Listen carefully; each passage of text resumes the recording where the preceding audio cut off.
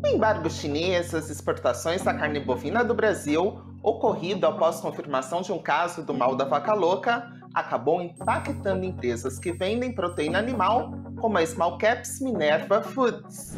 Esse é o tema do Analistas em Ação de hoje.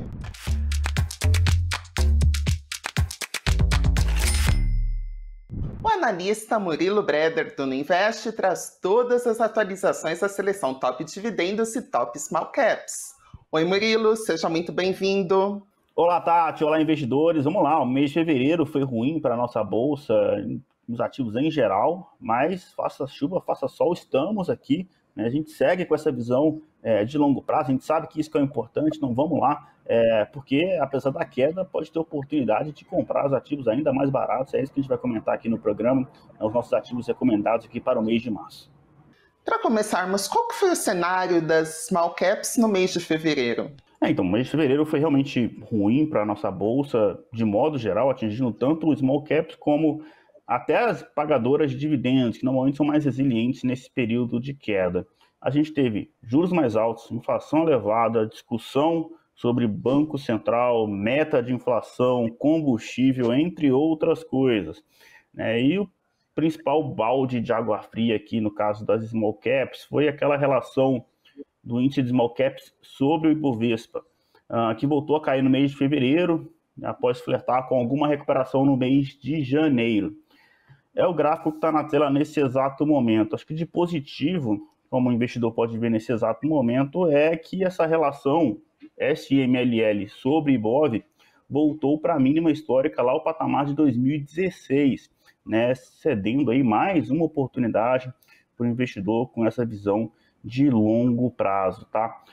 A gente não pode deixar de falar, né, do que a gente está vendo aqui, do sentimento do investidor num momento como esse de bolsa, um momento de queda, né, e queda não só intensa, mas também duradoura, e aí basta a gente rodar as redes sociais que a gente, né, dá até um pouco de vergonha de falar, de ser otimista, de mostrar o gráfico e falar, olha, gente, está na mínima, isso aqui é uma oportunidade para o longo prazo, porque o sentimento é outro, né? Agora todo mundo adora o CDI, fala que não faz sentido investir em bolsa, especialmente nesse nível de CDI, e é justamente nesses momentos que o prêmio de risco, né, na bolsa está mais alto, né? Ou seja, para quem tem cabeça de longo prazo, nesses momentos costumam ser as melhores horas de se investir. Então, assim, é o momento exato, é o fundo do poço e tal, a gente não tem como saber, né? Nem a gente que trabalha com o mercado financeiro o tempo inteiro, a gente consegue cravar exatamente o topo e o fundo do movimento de bolsa aqui. Mas a gente sabe que tem algumas coisas que sempre funcionam, né? Que é diversificação, você fugir da manada e esse pensamento de longo prazo. Então, o cenário, né, começou o ano bem com janeiro, fevereiro, balde de água fria, voltando aqui à estaca zero, mas aí é mais uma oportunidade para o investidor, como eu mostrei naquele gráfico alguns segundos atrás. Enfim, esse é o cenário que a gente está vendo nesse exato momento. E como ficou o retorno da seleção Top Small Caps no mês passado? O índice de small caps da B3, o SMLL, caiu 10,5% no mês de fevereiro. Talvez o único ponto positivo nisso, além de ser mais uma oportunidade para o investidor de longo prazo comprar small caps na mínima, como eu acabei de comentar, é que a gente tem conseguido se defender em parte das quedas. Isso porque o SMLL caiu em setembro, caiu em novembro, dezembro e agora em fevereiro. Tá? Nesses 4 meses mais recentes que o índice de small caps teve de queda, em todos esses 4 meses, nossa seleção caiu menos do que o índice, mostrando algum sinal ali de que a gente tem conseguido, pelo menos, defender, né? O cenário é ruim, mas pelo menos a gente tem caído menos. E quando a bolsa sobe, a gente também tem conseguido subir mais do que o índice, já que estamos há impressionantes 7 meses consecutivos tendo um retorno melhor do que o SMLL. Mas esse é o tipo de coisa que é difícil o investidor notar, é difícil ter essa percepção de valor quando as ações estão caindo, a gente entende perfeitamente, é normal, mas eu queria deixar esse recado, né, que a gente está fazendo um dever de casa aqui importante de conseguir minimizar esse impacto quando o vento contra vem, porque aí quando ele vier do lado positivo, a gente abriu gordura ali para o índice e tem o espaço positivo para cima. né, que ainda não chegou, né, ele volta e meia flerta, as ações ensaiam ali uma recuperação, mas no mês de fevereiro a gente meio que voltou ali para as mínimas de novo. E como ficou a recomendação da seleção Top Small Caps no mês de março? Teve alguma mudança nessa seleção dos ativos? A gente segue monitorando outras companhias de small caps com potencial para entrar na nossa seleção, em especial aquelas que são de setores diferentes do que a gente tem hoje, como financeiro. A gente está falando ali de bancos de médio porte, a gente está falando de construção civil, mais especificamente empresas voltadas para média, baixa renda. Não vou abrir os nomes aqui exatamente para proteger a nossa estratégia, né, que obviamente eu quero tentar comprar essas ações no melhor momento possível, mas a ideia é ir atrás de nomes de qualidade, empresas com balanço forte e de quebra ainda ganhar dividendos, né? Acho que nesses dois setores que eu falei, financeiro e construção civil, que a gente não tem hoje na nossa seleção, são nomes que pagam dividendos robustos. Eu sei que dividendo não é a estratégia principal da carteira, isso é o objetivo de outra seleção nossa, a seleção Top Dividendos, mas dinheiro pingando na conta sempre é bom no limite, né? Então, é uma proteção a mais, um cenário mais adverso. Então, é para essa direção que a gente está olhando. Colocar mais algum ativo na carteira, de um setor diferente, que paga dividendo, né? Acho que é um momento ali de sempre buscar reforçar a defesa, enquanto o cenário segue ainda com volatilidade, com indefinição. No mais, houve mudança no ranking, né, da Top Small Caps. O ranking é sempre um ser vivo, então acho que vale comentar um pouco sobre as nossas ações recomendadas, que permanecem, né, as mesmas em relação ao mês anterior, mas começando pela Minerva, as ações têm passado, né, por uma oscilação em meio ao caso de vaca louca, encontrado lá no Pará, seguido de um resultado trimestral que veio abaixo do esperado realmente. No entanto, embora a companhia deva sofrer com essa volatilidade no curto prazo, a gente não vê, por enquanto, esse episódio da vaca louca, da suspensão de exportação de carne bovina para a China, como capaz de impactar os resultados de curto prazo. Pode impactar, né? Esse cenário seria se a suspensão se mantiver por muito tempo, né? Por meses, por exemplo. Por enquanto, o nosso cenário base é que é um caso atípico e que a suspensão deve acabar em breve, tá? Então, por enquanto, é mais uma volatilidade, não impacta nos resultados de Minerva, essa é a nossa leitura. Sobre PETs, também teve mudança, né? A gente decidiu abaixar um pouco o nosso até que preço comprar recomendado, de 20 para 16 reais. A gente fez conta aqui e viu que o ritmo de expansão da Pets, que a empresa optou por fazer essa expansão mais forte ao longo de 2022, abrindo mais lojas do que ela mesma falou que ia abrir durante o IPO, mas o custo disso tem sido uma rentabilidade abaixo do esperado, margens mais baixas. Fora o problema de sinergia que ela tem, que ela comprou outras empresas e está sofrendo um pouco com essa sinergia, está demorando a acontecer, e aí por isso a gente decidiu ser mais conservador, as ações caíram bastante, então a gente decidiu abaixar um pouco isso até que preço comprar, tá? A gente também voltou a subir Irani e Jalles Machado no ranking.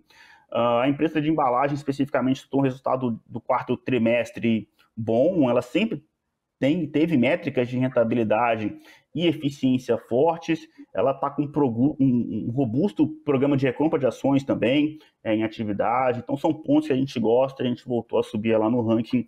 Já Jalles Machado, ela está naquele bom momento diante dessa decisão da equipe econômica do governo de voltar com os impostos sobre os combustíveis a partir de março. É isso que tem impulsionado aqui as ações de Jalles Machado, que é do mesmo setor ali de São Martinho, Raízen, por exemplo, né, já que preços maiores de etanol é algo positivo para a empresa. Então, esse é um dos motivos ali que a gente fez esse ajuste no ranking para refletir esse cenário mais tático, mais positivo para a empresa, tá?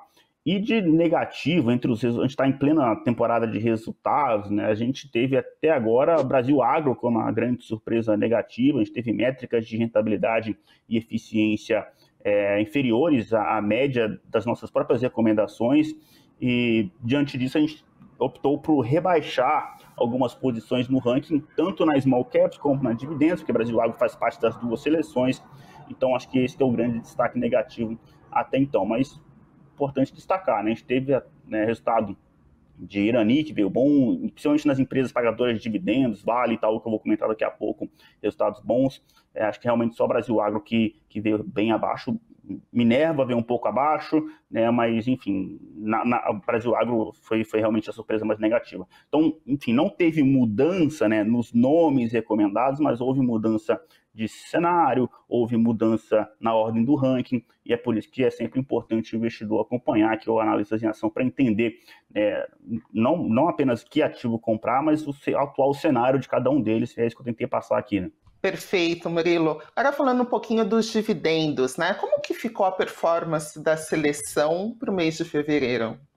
Como eu comentei, fevereiro foi um mês negativo para os ativos brasileiros e nem as empresas pagadoras de dividendos escaparam, né?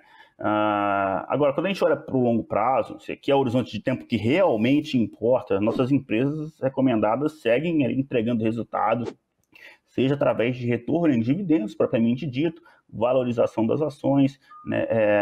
Então, um dos destaques do mês anterior foi esse início da temporada de resultados. Por aqui, a gente teve os números de Vale, por exemplo, que vieram acima do esperado, e com relação ao retorno de capital, ela está com seu terceiro programa de recompra de ações em atividade, está com 43% concluído, ou seja, a Vale tem recomprado suas próprias ações nos últimos meses, é um sinal importante de que a própria diretoria segue enxergando o valor, né, segue acreditando que há maior potencial de valorização pela frente.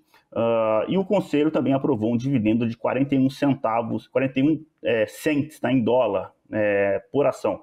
Tem que converter isso para real, que vai ser pago em março. Então, dinheiro pingando na conta aí no caso da Vale, né? E é que desde 2020, olha que cifra absurda, né, de boa. A Vale já devolveu cumulativamente impressionantes 46 bilhões de dólares aos acionistas. É muito dinheiro, né? A companhia é uma verdadeira compounder, que a gente fala, né? É uma companhia que tem vantagem competitiva, é um modelo de negócio rentável, resiliente, tem um histórico comprovado de boa alocação de capital. Então, é uma ação que subiu bastante nos últimos meses, mas que segue muito boa sobre essa questão qualitativa. A gente também gostou dos números de Itaú, que é a principal investida de Itaúsa. O banco atingiu um ROI de 19% no trimestre, mesmo provisionando 100% da exposição a Americanas. Então, basicamente, para o Itaú, a varejista é questão de passado, e o que vier é literalmente lucro daqui para frente, né? Então, esse é outro destaque positivo. E assim como na Small Caps a gente tem Minerva, de proteína animal, na dividendos tem JBS. Só que é um cenário diferente. JBS ela sofreu inicialmente com a volatilidade, diante desse caso atípico de vaca louca também encontrado lá no Pará, mas vale destacar que a companhia ela exporta muito pouco para a China, coisa de 5% da receita. Por isso que a gente não vê nenhum impacto grande da suspensão da exportação para o gigante asiático. No caso aqui da JBS, ela continua ali em última do ranking, na top dividendos, porque a conjuntura dos Estados Unidos, né, que é onde ela tem um principal mercado de atuação hoje de JBS, segue ruim, tá? Mas é importante separar que o caso aqui de vaca louca lá no Pará afeta, tem mais risco para Minerva, menos, quase nada para a JBS. Então, é importante o investidor ter isso na mente também. E qual a recomendação da top dividendos para o mês de março? Tivemos alguma alteração aí no cenário?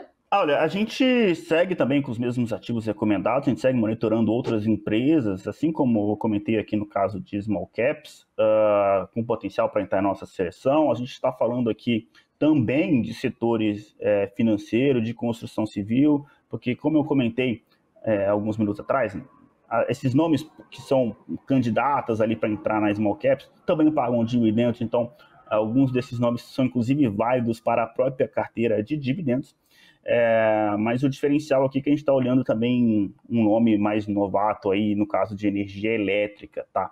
Então uma empresa aí que foi privatizada há relativamente pouco tempo, não é Eletrobras, tá? Poderia ser, Eletrobras é outro nome também que a gente olha e está no radar. Mas, enfim, a gente está o tempo inteiro olhando, né? Acho que é isso que é importante o investidor ter claro na cabeça. A gente não tem essa cultura aqui de ficar rodando muito a carteira, pelo contrário. E como a gente está ali no caso da Small Cap, né, mantém os mesmos ativos há algum tempo já, a gente está 7 meses consecutivos batendo o SMLL. Então, não necessariamente a gente precisa rodar a carteira para bater a média, bater o benchmark, bater o índice de referência, entendeu? Então, manter os mesmos ativos é uma decisão de, olha, eu voltei a recomendar compra, eu continuo recomendando compra em todos esses ativos. Então, é uma decisão, né? Não fazer nada significa que eu estou mantendo a mesma decisão de comprar, recomendar a compra desses mesmos ativos novamente. Então, a gente sempre faz esse exercício, esse pente fino, né? A gente, quando não tem alteração na carteira, a gente revê todos. Isso significa que antes disso, antes dessa decisão, a gente passou um pente fino em todas as recomendações e falou, não, isso aqui pode continuar comprando, que é coisa boa. Se tivesse outro nome melhor, se tivesse um momento pior, óbvio que aí o momento a gente vai ajustando ele pelo ranking, empresas com um momento pior a gente vai rebaixando um pouco ao longo do tempo, mas enfim, a gente segue com os mesmos ativos, mas está olhando outros nomes e assim como no mês passado, né, que eu comentei que a Small Caps quase ganhou um novo nome, nesse mês também, a Dividendos também, só que a gente está sendo bastante cuidadoso, inclusive a nível de conta. Eu acho que o principal empecilho aqui que a gente tem feito esbarrado aqui para entrar novos ativos é preço, tá?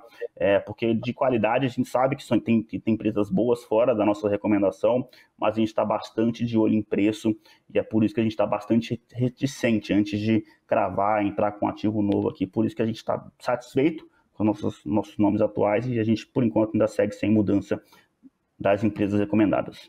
Murilo, o preço é um dos motivos da Alupar estar liderando o ranking da Top Dividendos? Olha, na verdade até que não, é menos importante no caso da Alupar. Se você vai olhar ali até que preço comprar, ela está com preço, até que preço comprar recomendado nosso de exatamente R$ 31. Hoje as ações ALUP11, nesse exato momento aqui da gravação do programa, obviamente está próximo de R$ 28, R$ 27,70. Então não é um potencial de alta, assim, muito alto, muito elevado. Uma combinação de fatores, né? A gente não olha só o potencial de valorização, é um dos critérios, mas a Alupar é uma empresa que ela é muito defensiva, né? O segmento de transmissão de energia elétrica, ele ganha dinheiro para levar a energia do ponto A para o ponto B, faça chuva, faça sol, né? Então, ela não depende da chuva para fazer geração de energia, como é o caso de uma hidrelétrica. Ela só precisa manter a disponibilidade das redes ali, que ela já vai ganhar dinheiro, é tudo contrato ajustado por IPCA, pela inflação, enfim. Então, é muito resiliente esse business por si só. Quando a gente olha para o segmento de transmissão, a gente acha que a Alupar é mais barata que Taesa, mais barata que a antiga transmissão paulista, a ESA-CETEP. Olhando para dividend yield projetado, é um dividend yield relativamente alto, bom, 6,7%, um dividend que a gente gosta. Então, assim, são essa combinação de fatores que faz ela estar ali em primeiro lugar. Ela nada numa raia própria, vamos dizer assim, né? Não importa muito o que aconteça com a bolsa, o cenário macro, volatilidade, é uma empresa que vai seguir ali ganhando seu dinheirinho. Então, assim, é uma ação que está subindo, inclusive. Eu já recebi dúvida de investidores, né? Pô, a Alupar, devo continuar comprando, porque até pouco tempo atrás ela estava X preço, agora está 28 e está chegando. A resposta é sim, tá? Até R$ 31, pode comprar a Alupar, que é um ativo que a gente gosta, sim. Então, só para deixar claro, né, o ranking é uma combinação de todos esses fatores, não apenas potencial de alta, preço, enfim. E chegou o momento em que a gente responde as dúvidas do pessoal que acompanha o Invest News. O Wendel Robson diz: eu tenho ações ordinárias da Vale há 2 anos na minha carteira com preço médio de R$ 65,01. Estava pensando em vender e injetar tudo no Banco do Brasil para turbinar os meus dividendos. Qual a sua análise sobre essa operação? Vamos lá. Eu não acho que vale a pena, sendo bem direto ao ponto aqui, trocar Vale por Banco do Brasil. Acho que é trocar o certo pelo duvidoso. Mas veja, isso não quer dizer que eu não gosto, que eu acho de Banco do Brasil, que eu acho que é uma ação ruim, não é isso. Ela é, inclusive, uma das companhias que estão no meu radar aqui para entrar na top de dividendos. Só que, vamos lá, né? Vamos olhar pelo lado qualitativo. A Vale é, como eu falei, o que a gente chama de uma compounder. É uma empresa que gera muito caixa e distribui muitos dividendos. Fora a recompra de ações, né, que segue em atividade. Então, ela tem vantagens competitivas, um modelo de negócio que é rentável, resiliente, e como ela exporta, ela tem uma receita em dólar, o que ajuda a proteger o patrimônio também. E chance zero de interferência, porque é uma empresa privada. Desde 2020, ela já devolveu 46 bilhões de dólares aos acionistas em formato aí de tanto recompra, dividendos e coisas do tipo. O Banco do Brasil, ele vem, o resultado veio muito bom, de fato, né? A empresa ela vem pagando bons dividendos, um dividend yield até maior do que o da Vale, mas só retorno em dividendos não basta, né? Não adianta escolher Banco do Brasil porque ele paga, sei lá, 5% de dividend yield a mais do que a Vale, por exemplo, e as ações caírem forte no futuro por causa de alguma interferência. Não vai ter adiantado nada, né? Você ganha 5% a mais de yield, a ação cai 20% depois, não valeu a pena essa troca. Não estou falando que pode acontecer, nem acho que enfim, esse é o cenário base, mas é um risco, tá? Que o Banco do Brasil, por ser estatal, está correndo, né? E além da volatilidade das ações do Banco do Brasil ser maior do que Vale, aí é possível plenamente argumentar que volatilidade não é risco, beleza, mas o investidor ele precisa saber que se o Banco do Brasil for por outro caminho, de sofrer essa interferência, enfim, as ações podem cair coisa de 20% em uma semana, tá? Então esse é o risco que não está nem na volatilidade ali diária, semanal das ações, esse risco pode cair forte se o cenário mudar, né, lá no comando do banco. A Vale também tem um histórico de rentabilidade mais longo e mais duradouro do que o Banco do Brasil. O pessoal olha bastante a evolução do lucro do Banco do Brasil, super justo, eu acho que é um belíssimo destaque que a diretoria anterior e até a atual mesmo segue fazendo o trabalho da diretoria anterior do Banco do Brasil, que conseguiu retomar o lucro no banco, mas a gente também tem que reconhecer o forte crescimento de lucratividade da Vale. Hoje a margem operacional da Vale é de 39%, é um patamar que é muito elevado. E mesmo eu falei aqui de histórico longo e duradouro de rentabilidade, não precisa olhar um horizonte realmente longo, apesar de que é longo mesmo, de fato, mas pega de 2020 para cá. A lucratividade da Vale tem crescido também ao longo desse tempo. Então, eu gosto do Banco do Brasil. Atualmente, eu prefiro ainda o Itaú, tanto que a gente tem Itaúsa, a nossa carteira recomendada de dividendos. Eu acho que Itaúsa é um jeito de comprar Itaú com desconto, ainda tem outras coisinhas a mais, traz mais diversificação para a carteira do que simplesmente comprar Itaú puramente. Eu não acho que são coisas excludentes, que dá para ter Itaú e Banco do Brasil junto na mesma carteira. Agora, no final das contas, vai mais da questão do perfil de investidor que cada um tem. Em que sentido? Vale já subiu, beleza. Banco do Brasil tem, em tese, mais potencial de alta, só que tem mais risco. Então, se você é um investidor que tem esse perfil um pouco mais arrojado, acho que esse é o caminho. Mas eu não trocaria Vale. Eu acho que tem outros nomes melhores, porque Vale, ela é essa compounder, ela é uma empresa que vai seguir gerando caixa, vai seguir distribuindo dividendos. Então, ela é um ativo que quem busca dividendos tem que manter na carteira, né? Então, assim, se você é esse investidor que, olha, não, eu prefiro a certeza do dividendo pingando na conta e tal, não passar por estar exposto a esse risco de interferência ali, que, enfim, ainda não aconteceu, mas pode acontecer a qualquer momento, no caso do Banco do Brasil. É muito difícil blindar 100% uma estatal, né? Por mais que haja mecanismos e tal, e acho que está bem mais blindado do que anteriormente, do que alguns anos atrás, mas, enfim, há esse risco. Então, acho que é um pouco disso. Se o seu perfil de investidor é mais arrojado, eu quero, assim, meu perfil é mais para, vamos tentar pegar essa rentabilidade, esse potencial de alta aqui no Banco do Brasil, tudo bem, eu vou correr mais risco, mas eu topo, aí beleza, tá? Mas se você está voltado aqui para dividendos, eu acho que a Vale vai seguir sendo essa geradora de caixa aí por muito tempo, como ela sempre foi. E o Banco do Brasil é uma dúvida, né? Acho que essa que é a questão, por isso que eu falei que é trocar o certo pelo duvidoso. Banco do Brasil está muito bem, é um negócio, um verbo de transição, assim. A gente não consegue garantir que isso vai continuar. A Vale, ela tem vantagem competitiva, um modelo que é resiliente, ela gera fluxo de caixa, não é que ela está gerando. Então, acho que essa é a brutal diferença, que mesmo que Vale tenha subido de preço e não esteja com o mesmo potencial de alta de Banco do Brasil hoje, que eu prefiro continuar com Vale, tá? Não quer dizer que o Banco do Brasil não vai entrar na carteira, é uma empresa aqui no radar, mas eu não acho que vale a pena a troca de uma pela outra. Murilo, obrigada pelos seus esclarecimentos e participação no programa de hoje. Eu que agradeço, sempre um prazer e desejo aqui um março muito melhor do que fevereiro, né, para todo mundo aqui. Bons investimentos para todos. Até mais. Pessoal, qualquer dúvida ou sugestão, envie uma mensagem para a gente em nossas redes. E não se esqueçam de deixar o seu like, comentando o que acharam do programa. O Analistas em Ação vai ficando por aqui. Desejo a todos um excelente domingo.